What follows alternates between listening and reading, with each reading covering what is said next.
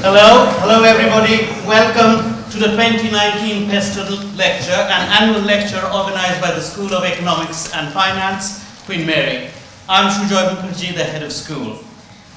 The Peston lecture series honors the memory of Professor Lord Maurice Peston, who founded the economics department at Queen Mary and served as its first head.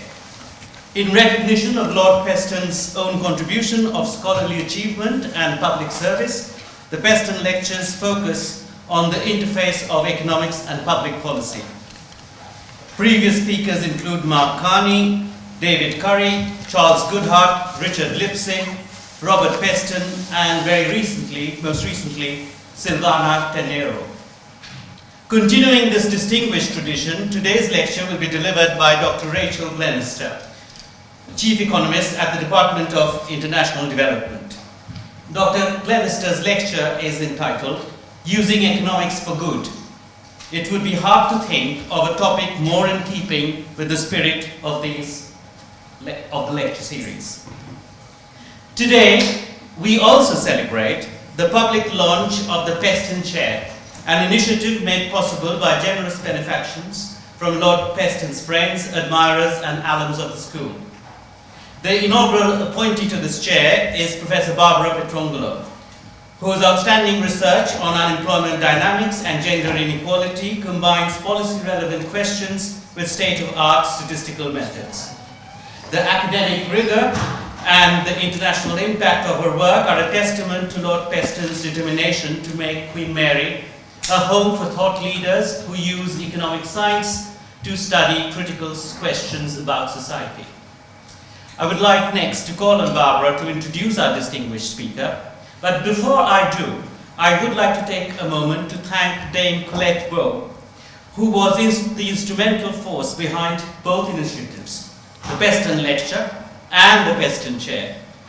Colette was a student at Queen Mary, indeed among Maurice Peston's first students here.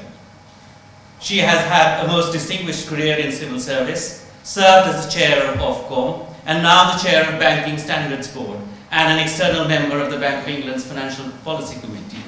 Despite all these major commitments, she has been constant in her support of Queen Mary and the school.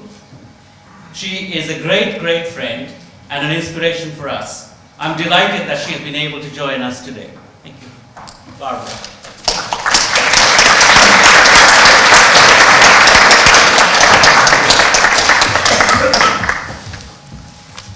So thank you very much, Sir Joy, for this very nice introduction. I'm extremely pleased to welcome here Rachel Glennerster as our speaker for the lecture in honor of Maurice Peston. Rachel doesn't need a lengthy introduction for many people in this room, so I will be brief. So throughout her career, Rachel's work was at the intersection between economic development research and real-world development policy. So basically, this kind of very strong synergy between policy and research was one unifying thread throughout her career, whether in policy making or in academia. Rachel is currently chief economist at DFID, and she's on leave from the JPAL, the Poverty Action Lab, where she has been executive director until 2017. While at JPAL, Rachel and her team have supported and implemented extensive randomized evaluation aimed at addressing key questions in the fight against poverty. The outreach of this activity was enormous across areas of health, education, labor markets, women's empowerment, microcredit, just to name a few. But more in general, Rachel and other researchers at JPAL have built the infrastructure which have made field work and randomized evaluation accessible around the world, and have made the methods underlying this analysis credible and transparent. The diffusion of randomized evaluation in a number of questions regarding the fight against poverty has produced nothing less than a sort of revolution in development economic research, with spillover also outside in other applied fields. And very timely this year, these developments have been acknowledged in the motivation in the Nobel Prize in Economics to Abhijit Banerjee, Esther Duflo, and Michael Kremer. So without further ado, today Rachel is going to talk about economics for good. And as Joy was saying a minute ago, this is very much in the spirit of Maurice Peston's legacy to economics. So I'm sure at the end of this lecture we will all be convinced that far from being a dismal science, economics can indeed be used for the betterment of society. So without further ado, Rachel, the floor is yours. You can talk for about 45 minutes if you like, and then we will leave the floor to questions and answers. Okay? Great.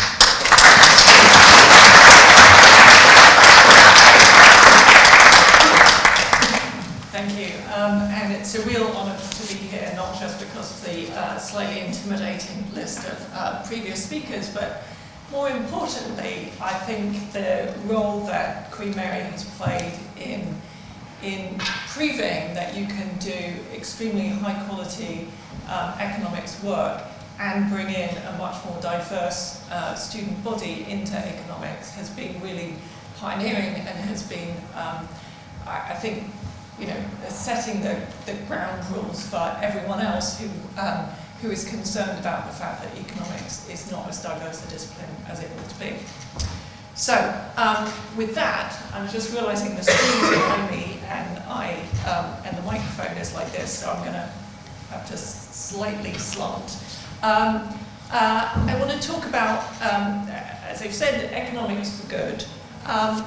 And I think that's important because currently we're sort of overwhelmed by a huge number of kind of depressing statistics that fly at us.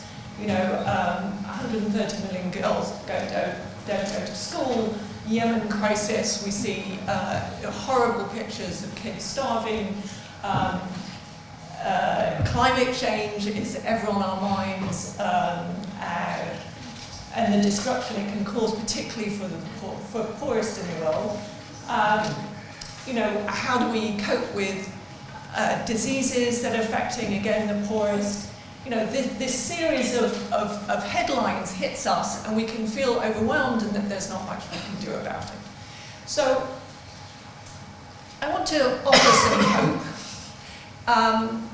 to how we can start thinking about these in a structured way.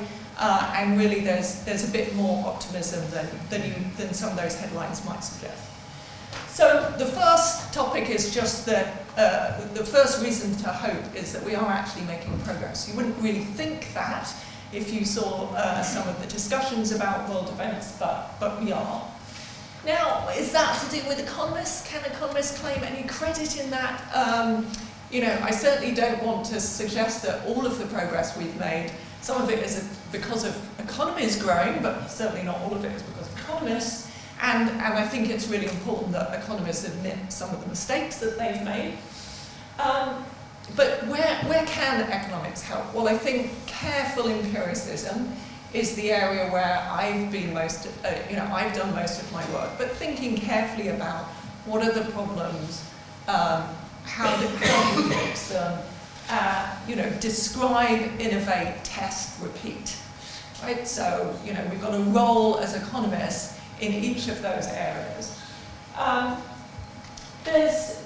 There's also kind of a way of thinking as economists, which I think is useful in government. I find it particularly useful to be able to use sort of basic economic principles in thinking about, well, have you thought about the opportunity cost? Marginal is not the same as average. These sort of basic economic ideas can be very useful in policy discussions. I hope I'll get on to some examples where I think theory is useful. So I'll go through some health education examples, and then if we've got time, role of technology.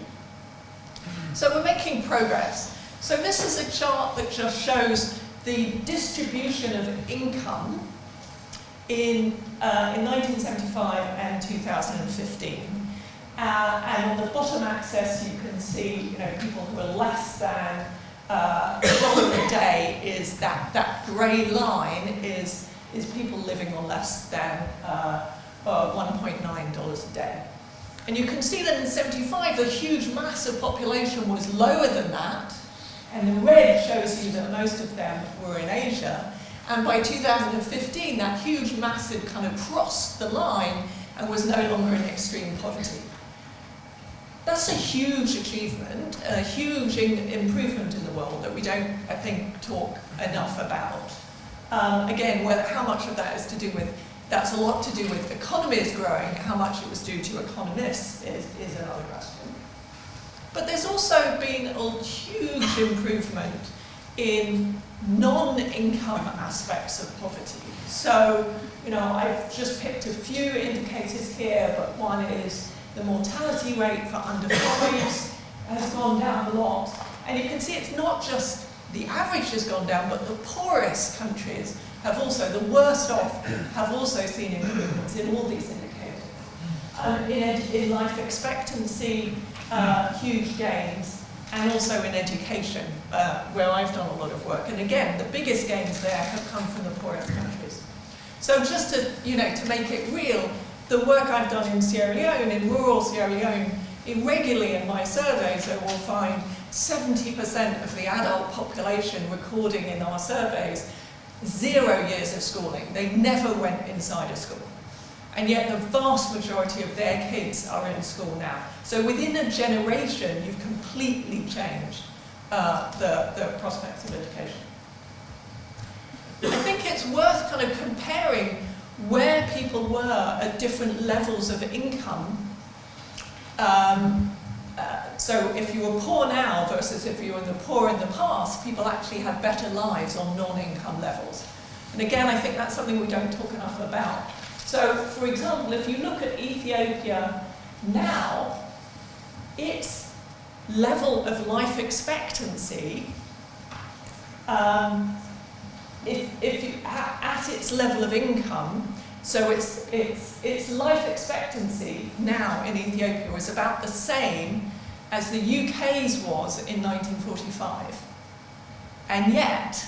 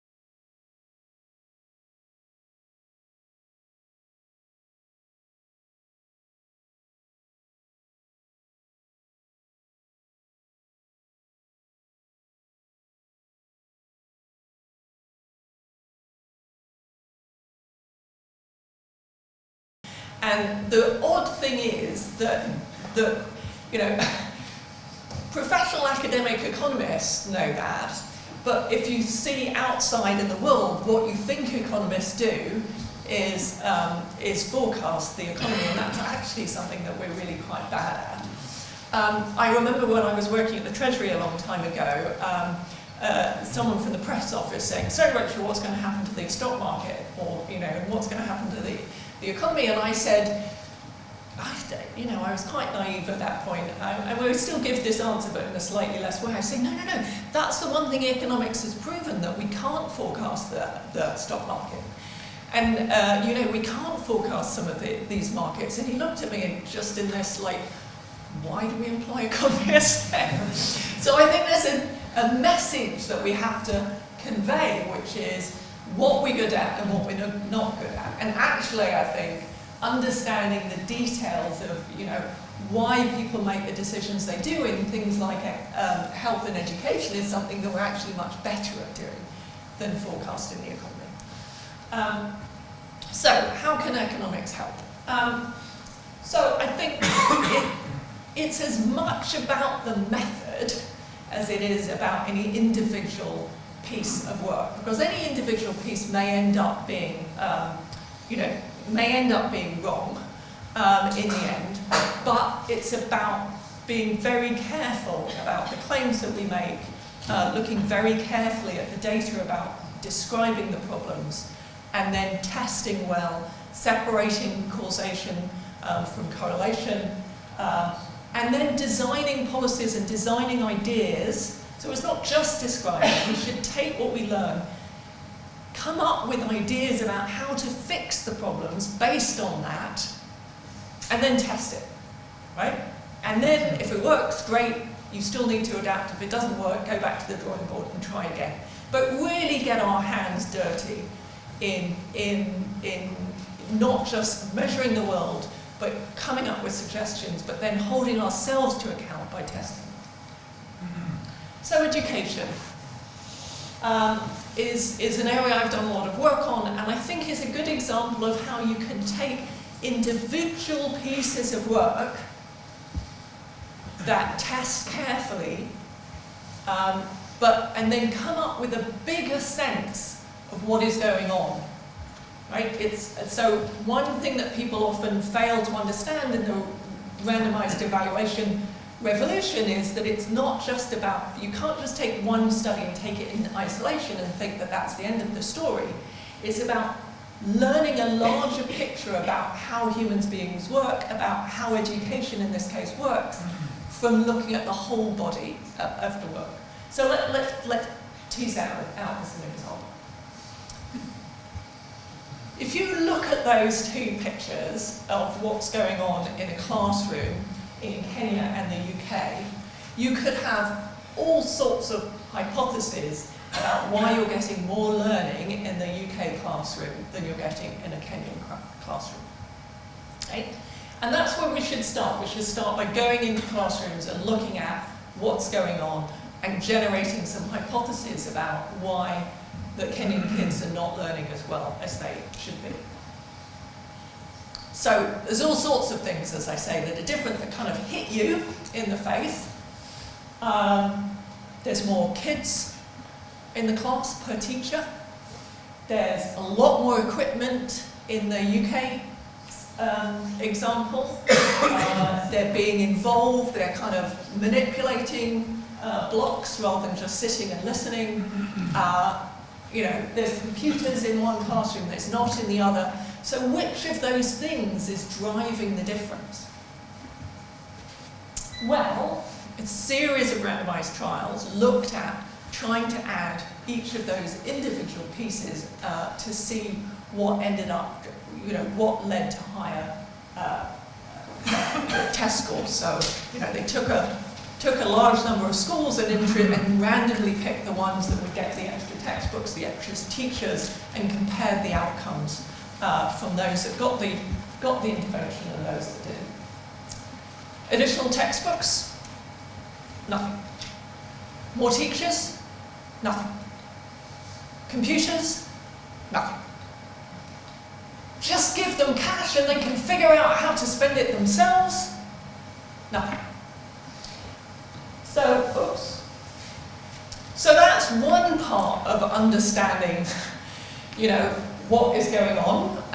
It's sort of ruled out a number of ideas about what is the difference, and it looks like just inputs on their own are not driving. It's not the lack of inputs in the Kenya school that means that they're not learning as well. Another piece of the understanding the problem argument is just looking at how low the levels of learning in these classes are. So this is a study from Sierra Leone, the other is data that's been collected by an NGO in India over the years. And what's relevant for this is all of those learning levels are way below what the level of the curricula is in those countries. So the fact that, 47% of kids in a grade 5 classroom cannot read in India. Can read. Only 25% of those kids can divide. By grade 5, they're onto much more complicated things in the Indian curriculum. By the way, people standing at the back, please come down. If you're sitting on the edge, squeeze along and let people cut. There's plenty of room to sit down if we organise a bit better. So that's and similarly in Sierra Leone, in grade 3 and grade 4, they've moved on from adding and subtracting. They've moved on to more complicated things, and yet the kids can't do that basic arithmetic. So that's part of sort of describing what the problem is. Here's a slightly more sophisticated table of what the problem is, describing the problem. And this is data from India. And what you can see here is the actual level of learning on one axis and the grade that kids are enrolled in. So if everybody's hitting is at grade level, you would see all the grey dots, which are where the kids are, lining up on that blue line. Right? If you're in grade 5, you ought to be, your level of testing should be at a grade 5 level. So the first thing to notice in this is that all the grey dots are below the line. Virtually every single kid is learning less than the level of the curriculum. Indeed, by grade 9, the highest level is, I think, 6th grade.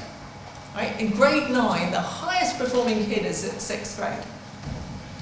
And the range of kids is from about 2nd grade to 6th grade.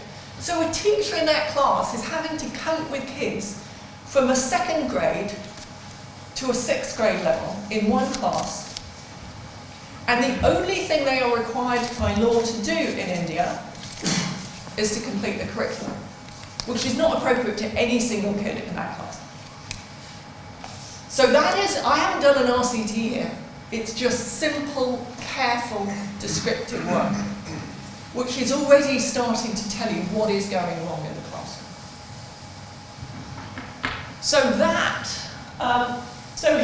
This is a bunch of RCTs, and it's looking at what's the most cost-effective way. I showed you all the things that didn't work in education. Here's some things that do. And they're all about changing the ones that work, and this is, a high bar means they're highly cost-effective. The things that do work all involve changing how you teach. And they all involve fixing that problem that was described in the slide above, which is you have a class full of kids with a huge range of learning levels, and the curriculum is completely out of whack with where they are. So remedial education, take some of the kids that are falling behind, give them learning exactly at their level. Splitting the class by how much people learn so that teachers can tailor what they're teaching to the level in the classroom. Individually paced computer-assisted learning. All of these, except the readathon, involve some level of differentiated teaching that is more appropriate to the level of the child. And if you look at a review of all of the things that worked in technology in education, the most effective things are all about using technology to tailor to the level of the child, so that you're all working on the same software, but the software is adapting to what you've got wrong and what you've got right. So all of that evidence, the descriptive evidence, the RCT evidence, helps us to understand what is going wrong in education systems, which is, so we, one of the practical things we can do as policymakers is take some of those things that were tested, like the teaching at the right level work by Pratt, and say, let's scale it up. And we're doing that. And that's, DFID has funded some of that, other funders have funded some of that. But that's only one part of the lesson. As economists, it's not just about testing a thing and scaling up the thing. It's about learning from all the different evidence that we've got and drawing wider conclusions. And I think that's the bit that we still need to work harder at. But in this case, one of the lessons from all of the stuff I've been talking about is to say, we need to look at curricula again. We need to make sure that our education systems aren't just designed for the top 5%, but they're designed for the whole community, the whole range of learning in the class. So in DFID we're saying, let's work with countries and look at, is it the exam system that only a few people will pass the final secondary school exam, but is that driving you, is that the reason that your curriculum is out of whack with where children are? Let's look at the exam system, let's look at the textbooks, let's look at the pedagogy, let's look at the whole system to make sure it works for children, the average child or the range of learning of the children. Nobody's done an RCT of changing the curriculum. It's really hard to do because it's at the whole level of the country. But we can get that policy lesson if we look carefully at the whole range of each individual specific piece of work. And again, addressing the incentives within the system to teach to the top of the class. So in Kenya, children who are, schools are lauded if they get a high proportion of kids through the final exam, which only a few kids will pass. So all the teacher's incentive is to teach to the top of the class, right? So health. Let's look at some just basic descriptive data about health, and what does that start to tell us? Well, the first thing, which I think is a surprise to a lot of people who don't know a lot about development economics, is, they think that aid is paying for most health in poor countries. It's not. It's poor people who are paying for most of the cost of health in poor countries, right? So even in low-income countries, governments pay for a lot of health, but poor people themselves pay a lot of out-of-pocket costs for health. If you dig into the data more, you will see that almost all of that cost is going on acute care. Very little of it is being spent on preventative care. And in particular, and yes, if you look at what's cost effective to do in health, it's preventative care.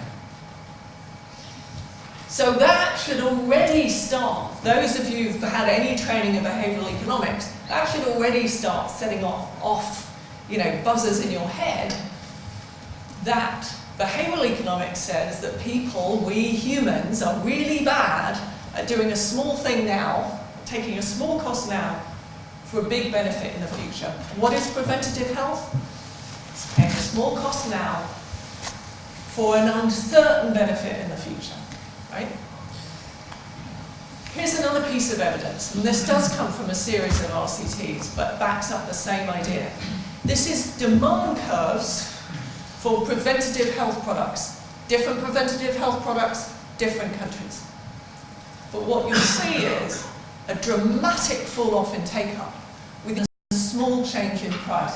So on the axis, if you can't see it, it's price in dollars. And so for deworming, you're going from giving it for free to 50 cents. And you go from, 75% take up to 15% take up for just 50 cents. And this is something that the study suggests gives you a long-term increase in your income over your lifetime of something like, I think, $150. But charge 50 cents for it and people won't do it. Which looks crazy from a kind of standard economics cost-benefit calculation. But if you start thinking about behavioral economics, it starts making a lot of sense. Because it's not about that you don't want to do health. It's you'll just put it off to tomorrow, and tomorrow never comes. So again, any individual study wouldn't tell me that. A huge number of studies plus the descriptive, and I start to get a picture of what's going on. Here's another piece of the puzzle. It's not just that people won't pay for preventative health, they won't walk very far for preventative health. So it's not just a liquidity constraint issue. So the chart on the left is a study that we did in India on putting iron-fortified flour. And what you see is initially people walk a bit further to get iron-fortified flour. They report that they feel better because they're less anemic. This is an area with very high anemia rates. So high take-up, and then it drops off.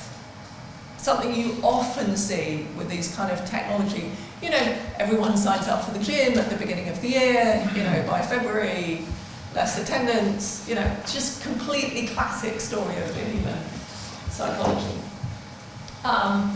The drop-off is particularly high if you have a chucky, someone who will grind your flour, who doesn't add iron, who's closer, the one who will add iron. So you have to force yourself to walk past the guy who will grind your flour to the one who will also give you iron, right? Just that extra little way it turns out to be quite a barrier. For something that could make you, and studies have shown, make you a lot more productive if you're less anemic. But you won't walk that extra couple of minutes, an extra 5 minutes. This is just, I'm going to tell you about an RCT in a minute, but this is just descriptive statistics about take-up of immunisation. A lot of discussion, a lot of quite confused discussion about why people don't get immunised. And I'm not talking about, you know, the kids in California or certain parts of London who don't get immunised. I'm talking about, you know, this is in rural Manchester. But across the world you will see this picture, which is that a lot of people get the first immunisation and very few people persist to the end. And yet a lot of the discussion when we started this study about why people weren't getting immunised was that people were sceptical of Western medicine. There was all sorts of reasons to be sceptical of medicine in India, I have to say, given that, you know, there was a big sterilisation push in India that people were still scared about. But that doesn't actually explain this. If people are sceptical about taking their kid to the nurse, or maybe the health centres were closed, you would not expect. Why would they? If they thought that this injection was going to sterilise their kid, they wouldn't be getting the first one. But they get the first one, but they don't manage to persist to the end. Again, it looks much more like a behavioural, persistent story. So with that in mind, what did we do? We randomised communities to get different interventions. And one group of communities got regular camps so that it was fixing supply. So, you know, 40% of health centres in this area were closed when in any given point, if you did a random check. So we said, well, let's fix supply. Absolutely, without fail, there will be someone on the first Monday of the month to immunise your child. Right? An NGO worked on this. We were absolutely, it absolutely worked. Now that led to a big increase in the number of kids getting the first vaccine, but it did nothing with the persistence. So by the end, if you look at fully immunised, you don't get a difference in the take-up by the end of the schedule. We then added a small incentive which was a kilogram of dal, of lentils at the beginning, and a set of plates at the end. So quite small. That had a big effect on the number of people who persisted to the end. And the idea, why did we pick that? The idea was, it's not about you don't want your kid immunised. The problem is you put it off to tomorrow, because you've got a headache, because it's hot, because it's raining, you put it off to tomorrow. The only way to fix that is to give people a reward today. So they want to do it today, because they want the lentils today, or they want the plates today. So that then there's a reason to do it today. And that's what ended up fixing it. Right? Because to think of it as they don't want to immunise is not the right way to think of it. They don't want to do it today. They want to do it. They're just going to do it tomorrow, and they procrastinate, and tomorrow never comes. But if you give them a reward today, you fix that. And so they're more likely to do it today. And then they're more likely to do it. So what has all of that lessons about why we don't do preventative health led to? Well, this is some really nice work by Giving What We Can, drawing on a paper in Lancet, which models the impact of giving free bed nets, or mass introduction of bed nets, which you see in one graph, and then the decreasing incidence of malaria in Africa on the other chart. And you see that where there's mass distribution of bed nets, you see massive declines in take-up of in malarial incidence. And this, you know, again, what's the role of economists? Well, I can't prove that this was because of economists, but one of those studies on pricing, and a very influential one, was about whether you should charge for bed nets. And there was a huge debate. Bill Easterly on one side, Jeff Sachs on the other. Bill Easterly saying you shouldn't charge for bed nets because people won't hang them unless they paid for them and they feel committed to it. Jeff Sachs saying no, if you give them for free, you'll get a higher coverage. The poor won't take them up if you. Raging debate, nobody bothering to test it, right? So Pascaline, Dupart and Jessica Cohen said, okay, well, let's just test it and see. Will people use a bed net if you give it to them for free? And the answer is they're just as likely to use it if you give it to them for free as if you charge. And the take-up is massively cut if you charge. Now, whether that was the reason that there was mass rollout of free malarial bed nets, I think it had some role. But we do know that the mass rollout of free bed nets had a dramatic impact on malaria. And the estimates are, I think, 400 million fewer cases of malaria as a result. And I think 4 million fewer deaths as a result. So, you know, when people argue that RCTs have had a small impact, I just say, well, you know, if we've had anything to do with 4 million lives saved, that's good enough for me. And that's just one set of studies. So I think that's something that economists have had an influence on, and I think is really important. Here's another way, a part of health, which is, you know, to show you that you not only learn stuff, but you should learn stuff from economics and testing, and then design new things as a result. So this is dispensers for safe water, and it took the ideas that we've been talking about, that convenience is important, salience is important, affordability is important, and designed a way to get chlorine into water for poor people. We have chlorine added to our water without us having to do anything, because humans are really bad. And yet the poor are asked to buy chlorine at the store, go get their water, add the chlorine, wait a bit, and then they can drink safe water, right? Which breaks every rule of behavioural economics and everything I've just been talking about. You've got to make it convenient and cheap and easy, right? And this does that. Puts free chlorine next to the water source. You go and pick up your water, there's chlorine right next door to it. You don't really have to think about it. In fact, you're constantly reminded that you should be putting chlorine in. You don't have to pay for it. So take those in and take those insights from economics, design something that takes them into account. So I've got about 8 minutes left, so I'm going to see if I can get through role of technology, because I want to talk a bit about how theory can help us too.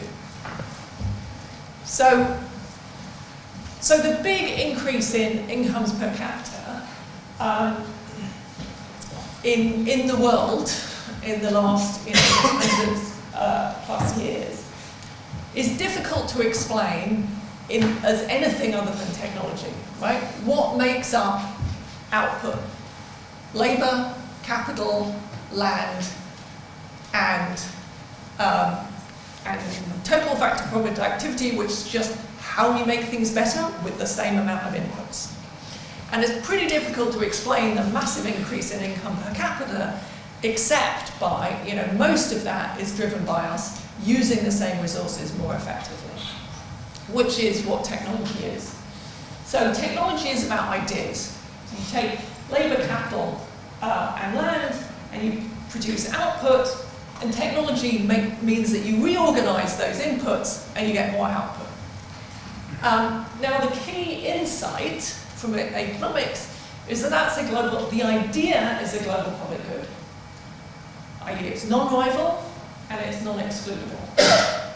So non-rival, we mean, that you only have to invent it once and then anyone can use that idea.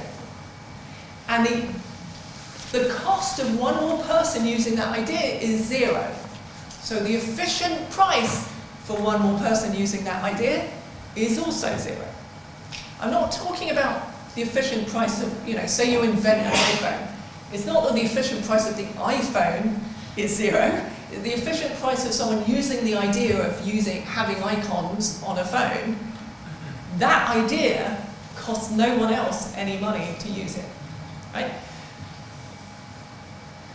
Non-excludable means it's quite hard to stop other people using those ideas. And it's the fact that you only have to invent it once, but lots of people can use it, is one of the reasons why technology and ideas is one of the main drivers of economic growth and improvements in incomes. But it also makes it really hard to charge appropriately for it. Because how do you reward someone for having ideas when the efficient price for those ideas is zero? Right? So we know about the problems of patents are a way to reward someone, but then you get an inappropriate level of pricing. So this is, so I'm just going back to your sort of standard economics, intro economics, but I think it's important. So a social planet, so this is a demand curve. A lot of people will buy something if it's really cheap, and only a few people will buy it if it's really expensive. A company, if they have a monopoly over it, will try and maximise their revenue and set a price that maximises their revenue. In this case, it's sort of about halfway. Some people would have been prepared to pay more for the idea than that, and a lot of people won't buy it because it's too much. That they could have benefited if the price was zero, but they're not going to buy the idea if they have to pay for it. So there's a lot of loss to the world if we charge for new ideas and new technology. So the result of that is we massively underinvest in ideas and technology. It's a particular problem for developing countries, and I think that's something that we don't think about enough. Because they are the people who drop out when the price is high. They are the bit of the demand curve that would have bought it if it was free, but don't buy it if it's not.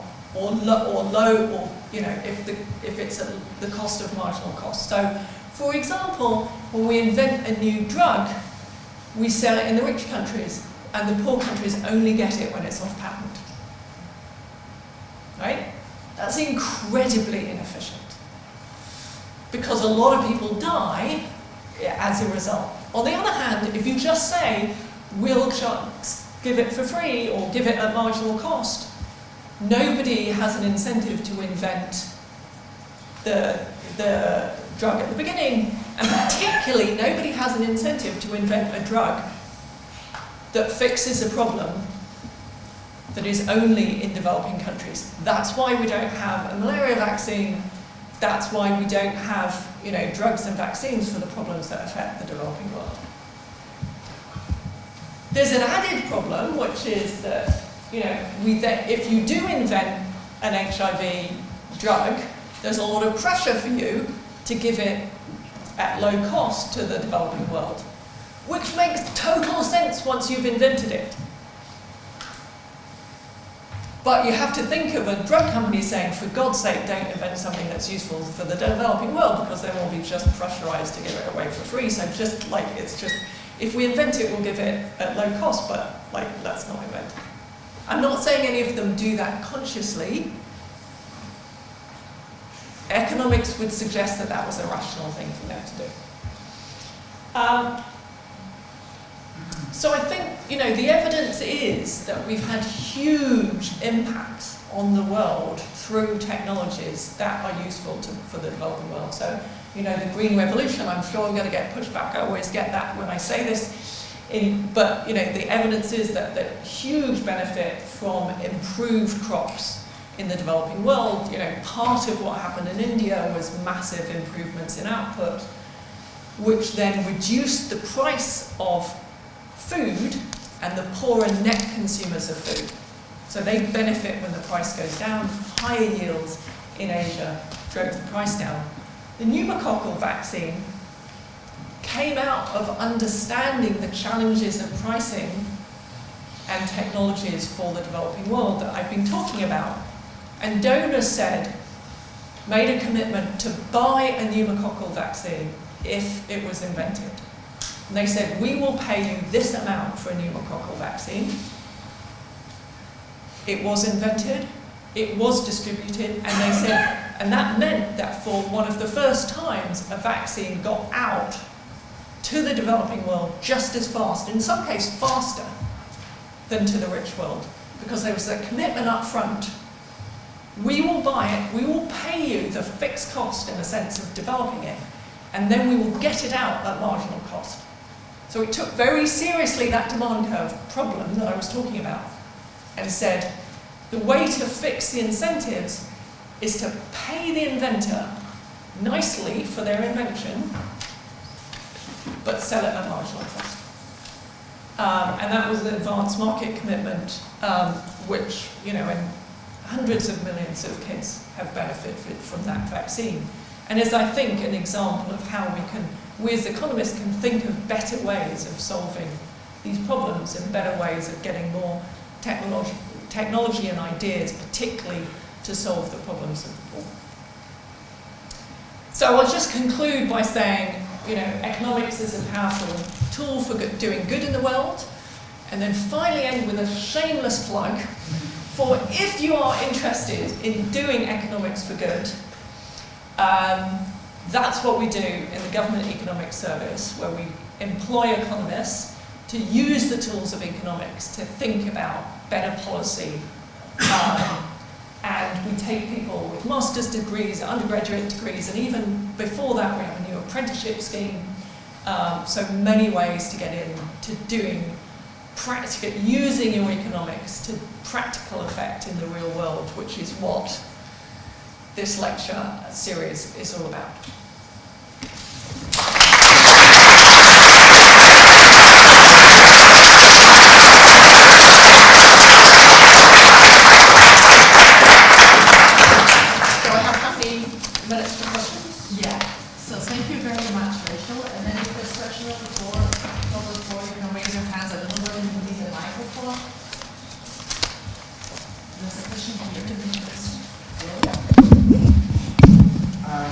Thanks, Rachel, for that. Yeah, thank you. You mentioned earlier about what economics can offer and how we've made progress over the years. and you showed the income per capita growth, but the graph didn't allude to the general disparity in the distribution of wealth. There's also kind of developed during that same period, if not more, recently. So my question is, what role do you think economics plays in combating that or being responsible for it in some cases? Okay, so again, I want to be really clear there's a difference between the economy growing, leading to that, to reductions in extreme poverty, versus economists. So a lot of that growth was in China. A lot of the reduction in poverty was in China, and we can argue about, what led to the growth in China. I think, there's this question about, so on the question of wealth and wealth inequality, wealth inequality is, obviously it's not just income that we should worry about. We should worry about all, a lot of aspects of well-being. I talked about how, at a given level of income, people's health is much better. So health, voice, all of these aspects of our lives are as important as income, really. And wealth is important because it's about power. And power and voice are as important as income, right?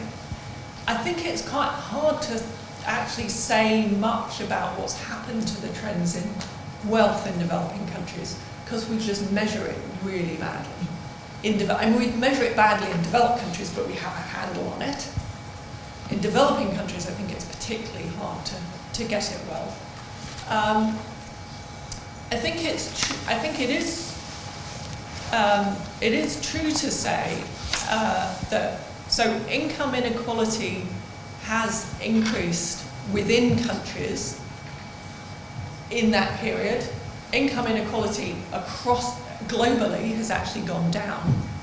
So it slightly depends which measure of inequality you care most about. I think I probably care most about income inequality across the world as a personal statement. I think income inequality and wealth inequality within a country is important because of the implications for power. In other words, do you get caught in a system where people can't grow and get fulfilled because a small elite has all the levers of power, and therefore they're stopping the needed reforms, or they're stopping distribution, or they're stopping policies that would help relieve poverty? So for me, it's more instrumental in the sense that I want to relieve poverty, but I think that wealth distortions, inequitable wealth can lead to policies that are really bad for the poor. I think it's also the case, though, there's also some good empirical work now on the poverty trap and the graduation approach, so testing an idea of giving assets to the really poor, which shows that with assets and support, you can get on a trajectory that gets people out of poverty. So really taking the poorest of the poor and giving them assets, so giving them wealth, as well as some support, puts them on a completely different trajectory. So that once the program... I remember because they had no money. Yeah, they wanted to make the announcements and they actually had to trial them. So that's the first point. And the second one is, do economists need to do a better job at how we package some of these issues? So you gave the example of malaria. Now I remember the 2005 UK presidency, the G7, and they pushed the work for the Commission of Africa, led to a lot of malaria spending pledges by government, which was very good. But on the same agenda was climate change. Some of the scenarios and assumptions were not too dissimilar to some of the ones that have been presented by Nick Stern to the UN this year, yet that didn't make it. Yeah, okay. So how do you test? So certainly there's a lot more opportunities to test things than you might think, and it's often because people don't have enough money to do, to do what they want to do. I mean, I worked a lot with NGOs and people say, oh, well, it's, terrible, you're denying people access to things. It's like, no, the NGO had enough money to do 100 schools. We just suggested picking 200 in random, really needed schools and picking 100 of them. I've never, ever suggested to someone do less than they wanted to do. So the scarcity is just really prevalent. Having said that, I think there's a timing issue, which is ministers want to get on and make an announcement and probably don't want to wait for you to go and test something.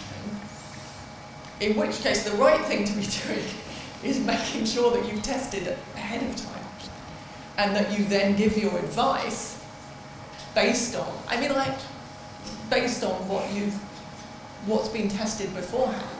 So I think one thing that's really important is making sure you have that backwards and forwards. It's part of what I've seen as my role over many years, both when I was sitting in academia and now I'm in government, is having that back and forward so that people are testing the things that are going to be on the agenda in 5 years' time, so that you start to have answers. Or on the agenda now, like Jessica and Pascaline did with bed nets. It was a roaring, raging debate with no evidence on either side. So they're just like, okay, well, let's just go and figure out what the answer is. And that was a really quick turnaround study, but it's a bit about anticipating and a bit about using the evidence that you already have to inform. I don't think I've ever said to a minister, well, minister, let's wait and go off and do an RCT. I have said, well, minister, the evidence suggests there might be a better way of doing that. Or, in general, let's put in place testing now. This is an area we don't really know much about, so maybe the best thing to do is, focus on a research area. But it's, well, let's do it alongside. But it's the timing thing. It's not really the resources. It's people want to make decisions. So now we have enough of an evidence base that we can actually draw on that. And that's the role of a policy economist, is really to draw on whatever evidence you have at the time.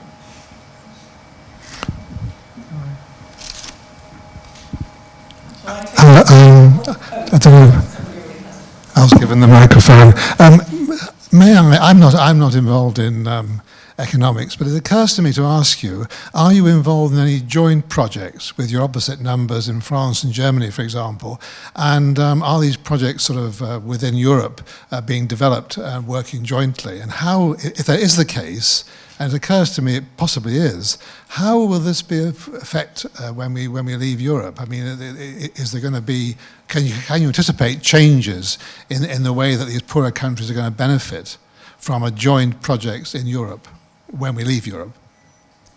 Okay, we are in a pre-election period, and I had to get permission to even do this talk in a pre-election period. So I think I'm just not going to say anything about that. It's not, sorry. I'm going to come back to the climate change thing, because I didn't answer that. So I will answer generally the question of, do we work together with others? And I realise I didn't answer the climate change question. But like kind of anything I say about benefits or costs of Brexit, it's just not worth me going.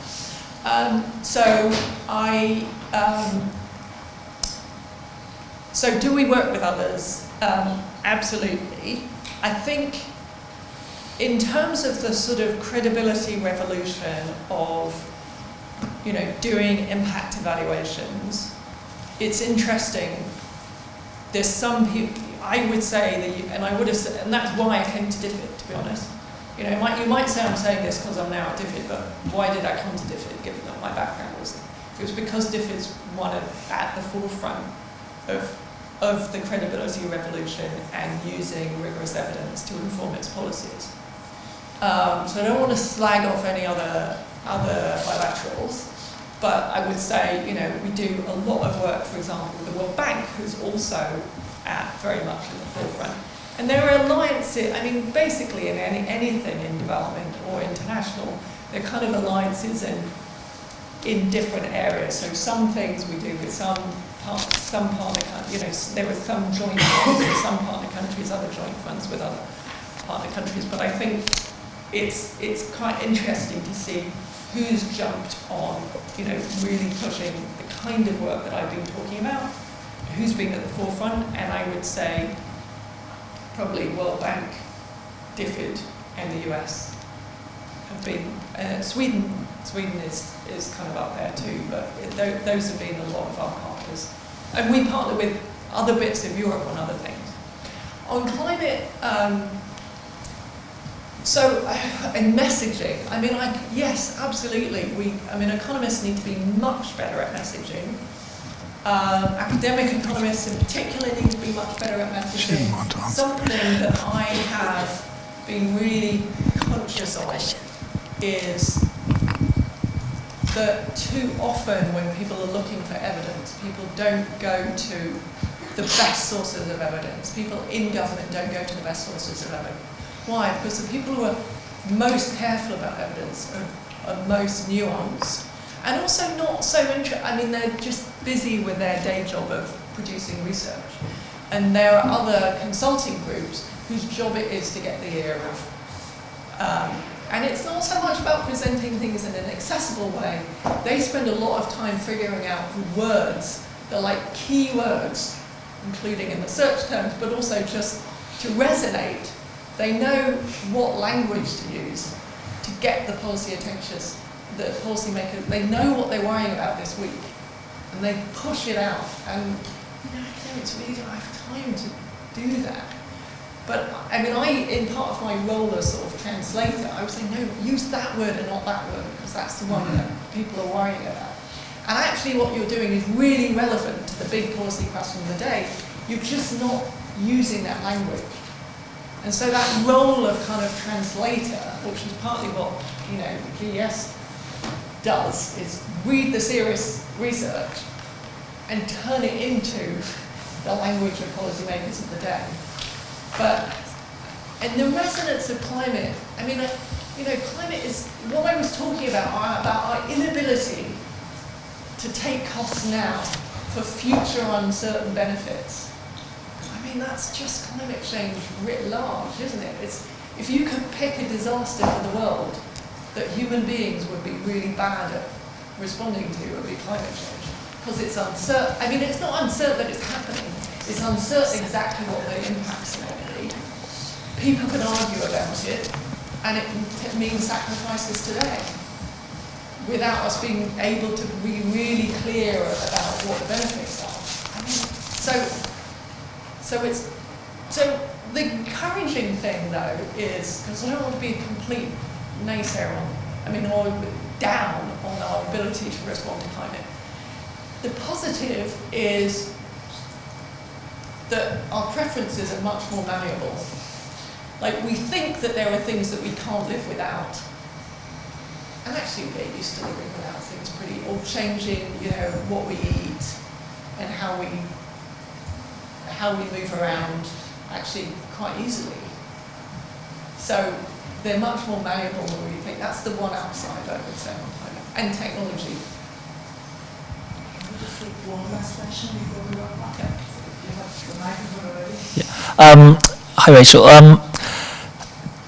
Can you say anything about how what your thoughts are on whether the kind of capitalist neoliberal consensus, market-based model that is kind of very much comes out of a lot of economics is really the best way to reduce good and improve growth? I was kind of very struck by your reference to China, where there's been enormous poverty reduction.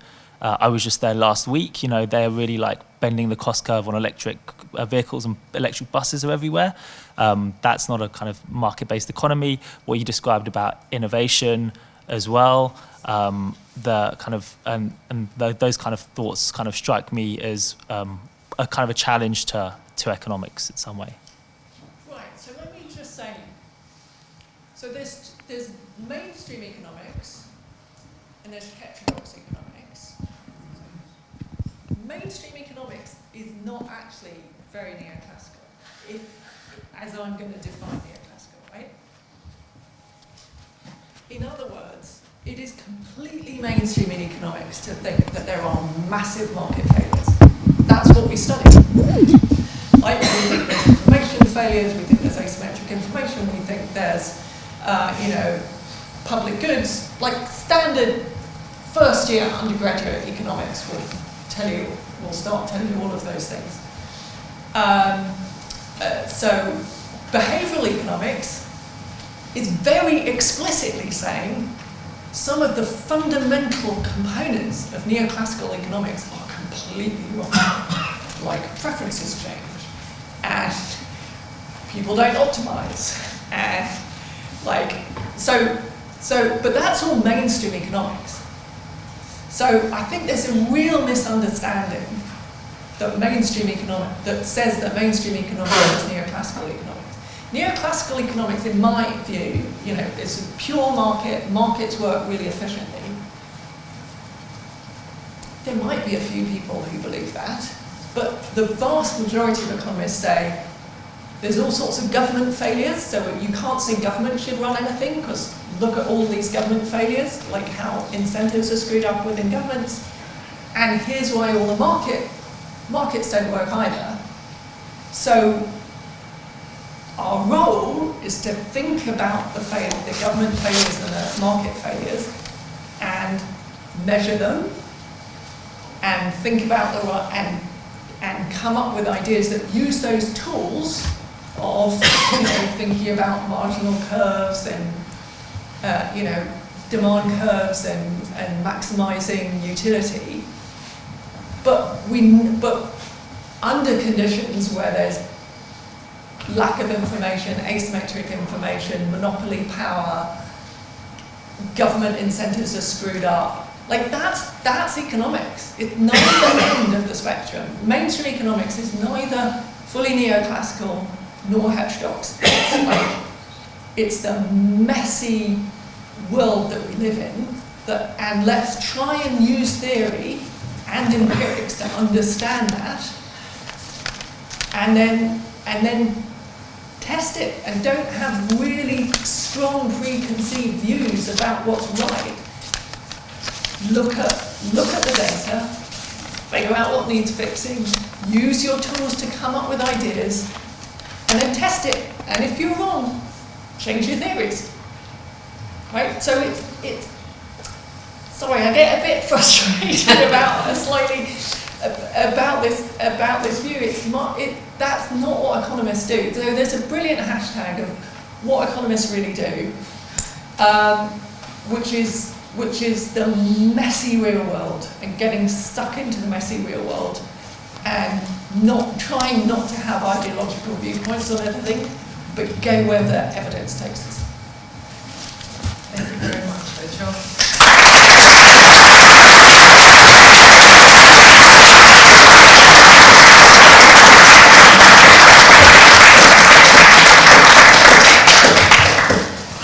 Colette will give us a few remarks when we finish. Thank you, Sue Joy.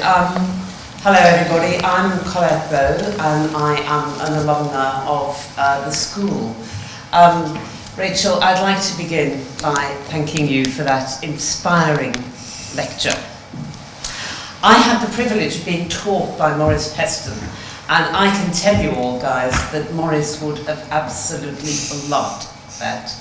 Your commitment to grappling with the problems of the real world, your commitment to evidence-based, and also, Rachel, one of the things you've done there is you've reminded us about something that Keynes said back in the early part of the previous century, which is economics is an apparatus of the mind.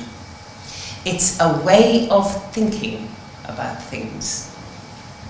It isn't a kind of this is right, this is wrong, here's my theory, like it or lump it. Economics is a way of thinking about things. And tonight you've demonstrated that to us, Rachel, magnificently. And by the way, in particular, what you were saying about education, I think would have resonated extremely strongly with Maurice. So I'm most grateful to you on behalf, I guess, of many generations of us who were taught by Maurice. I'm really grateful that you've delivered this most distinguished and inspiring lecture tonight. So thank you very much. Now, the other thing I want to say tonight is I want to offer warm congratulations to Barbara Petrongolo. As Sujoy announced at the beginning of this evening, Barbara is the first person to hold the Peston Chair in Economics. I had the privilege, along with some other colleagues here tonight, of helping to raise some funding for that chair. And Barbara, I think you, with your particular research interests in labour economics, gender issues, are a most worthy incumbent, if that's the right word, of that chair. So I'd like to invite everyone to give Barbara a big hand.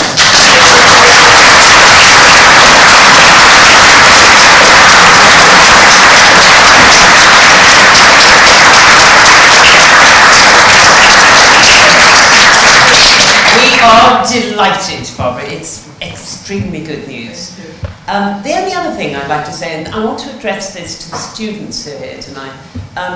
As Sujoy mentioned at the beginning, I was amongst the first of the students to ever come to this college to study economics. In fact, I've always believed what Maurice Peston told me, which was I was the very first student accepted. And almost incredibly, it's 50 years since I and my fellow first cohort going through graduated from this college. I realise for the students this probably makes me seem like somebody from the prehistoric era, but I promise you it is 50 years ago since the first cohort of people who had studied economics at this college emerged blinking into the world. And I want to emphasise something that goes right back to where Rachel finished tonight with her advert for the Government Economic Service. This college of London University, Queen Mary, is, as we know, it's an institution devoted to opportunity, to opening the doors to opportunity. Students here tonight, you are the beneficiaries of a fantastic opportunity, which is to have a top-notch education in economics, in finance, in a most distinguished school. I want to urge you to take advantage of the opportunity you've got here from Queen Mary. You have formed your intellectual capital here. And I would like to urge those of you who have felt inspired tonight by what Rachel has talked about in terms of the policy challenges that economics can meet, I would really like to urge you to think about the Government Economic Service.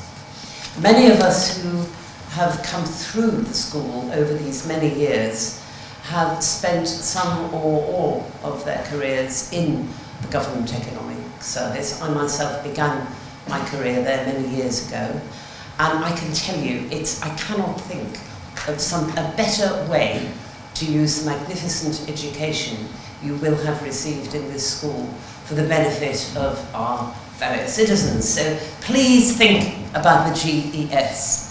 And the final thing I want you all to think about is how 50 years ago, something that was then called the Department of Economics began. It's now morphed into the School of Economics and Finance under the leadership of Sujoy Mukherjee. You're very lucky to be students here. We are very lucky to be graduates of this college.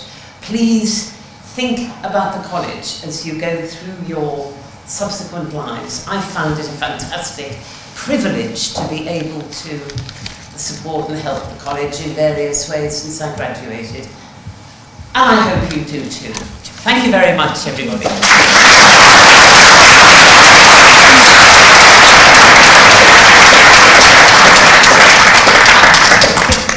Thank you very much, everybody, for coming. As the last act, a small token of our appreciation for giving us such a wonderful evening. Rach, our student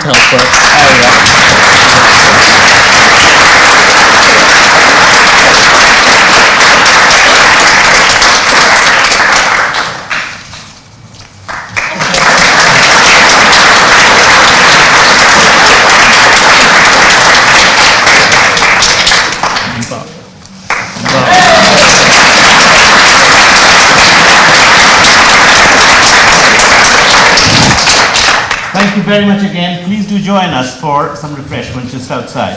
Thank you. So much to my surprise,